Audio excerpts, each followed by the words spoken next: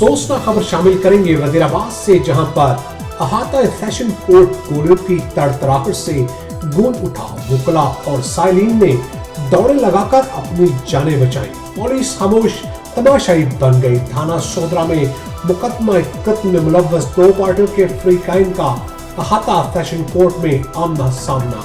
बाहमी firing से जकाउल्ला group का अली हसन नामी नौजवान, जैन इलाही और इनाम इलाही ग्रुप के अफराद की फायरिंग से मौका पर जान बहा।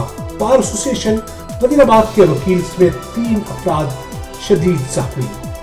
वाकया दिन तकरीबन 12:40 पर पेश आया। मुलजमान फायरिंग के बाद इत्मीनान से अहाता अदालत से फरार होने में कामयाब। दोनों पार्टियों में दरिया रंजिश की वजह से पहले भी कई बार फायरिंग के वाकयात हो चुके हैं और दोनों ग्रुपों की कई अफराद जख्मी भी हो चुके हैं।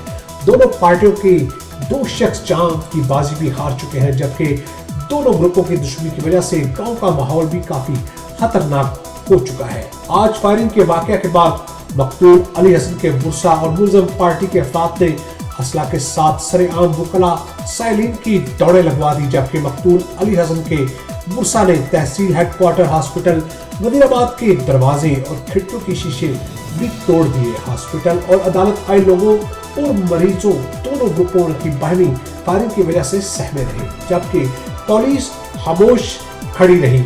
सवाल यह है कि ऐसी हसास जगह पर ऐसे ग्रुप किस तरह अपने असले समेत दाखिल हो जाते हैं और बेझिझक फायरिंग करके एक दूसरे को कत्ल कर देते हैं, जो कि इंतजामिया पर एक बहुत ही घिनौना निशान छोड़ जाते हैं।